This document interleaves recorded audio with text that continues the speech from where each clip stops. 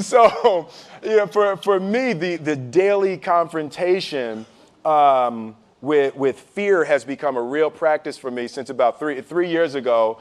I went skydiving in Dubai, right? And skydiving is a really interesting confront with fear, right?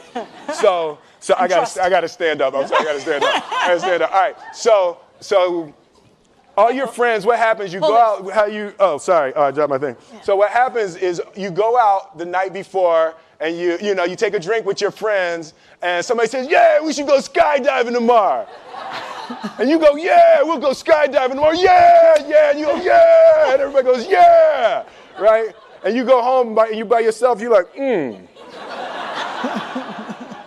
Right? And you're like, well, I mean, they was drunk too. Right? So maybe they not, maybe, I mean, we don't have to go. We don't have to do it. So then that night you're laying in your bed and you just keep, and you're terrified. You keep imagining over and over again jumping out of an airplane, and you can't figure out why you would do that, right? And you're laying there and you have the worst night's sleep of your life, but you still have the hope that your friends were drunk, right? So you wake up the next day and you go, down and you say where you were going to meet, and everybody's there. You're like, oh, shit. All right, cool, right? So you get in the van and you don't know that your friends had the same night that you had because they're pretending like they didn't. They're like, yeah, man, my uncle's a Navy SEAL, and this is going to be great. I've been looking forward to this. And you're like, oh my God. And your stomach is terrible. You can't eat and everything, but you don't want to be the only punk who doesn't jump out of this airplane. So you get there, and then you have this safety brief. And you're standing there, and the guys will tell you, well, if the chute doesn't open, what's going to happen is why the hell, what could happen? That the chute wouldn't open, right? So you do a thing, and what you do is your first jump, you're attached to a guy who is going, he's going to walk you out. So you go, and you get there, and there's an airplane, and nobody's stopping. Everybody's still going. So you get onto the airplane, and you're sitting there, and it's extra because you're sitting on some dude's lap, some stranger. You're sitting on his lap, and it's like, you're trying to make small talk. Yeah, man. So you be jumping with people all the time, huh? Right? So, and then you just want to make sure, you got kids, right? You got people you need to see, right? You just want to make sure he's serious, right? So you get in there. So everything's normal. So you fly and you go up to 14,000 feet, and you notice there's a light. It's red and it's yellow and green, right? So right now the light's red. So then you start thinking at some point the light's going to go green, but you don't know what's going to happen, right? And you wait, and it goes yellow, and the light goes green, and somebody opens the door, and in that moment you realize you've never been in a freaking airplane with the door open. Right? Terror. Oh, sorry, I'm spitting. Oh, sorry. No, terror, right?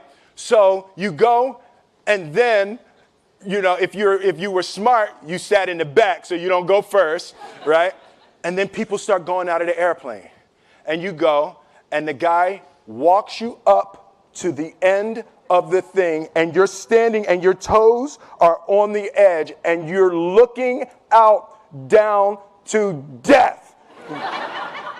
And they say, on 3. And they say, 1, 2, and he pushes you on 2 because people grab on 3, right? Right?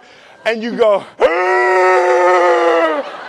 and you fall out of the airplane, and in 1 second, you realize that it's the most blissful experience of your life. You're flying, right? It doesn't feel like falling, right? It's like you actually are kind of held a little bit by the wind, and then you start falling, and there's zero fear. You realize that the point of maximum danger is the point of minimum fear.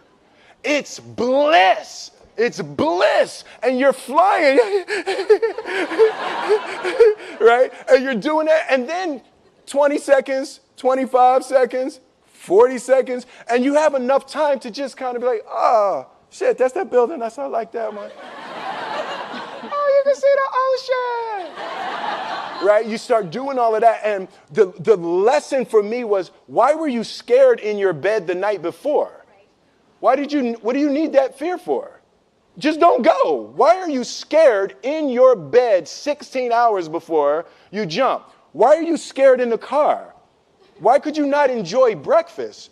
What did you need that? The fear is fear of what? You're nowhere even near the airplane. Everything up to the stepping out, there's actually no reason to be scared. It only just ruins your day. You don't have to jump. And then in that moment, all of a sudden, where you should be terrified is the most blissful experience of your life. And God placed the best things in life on the other side of terror. On the other side of your maximum fear are all of the best things in life. You know? Mm-hmm. So that was sorry. So that was, no, it's good. That was my experience with skydiving and fear. All right.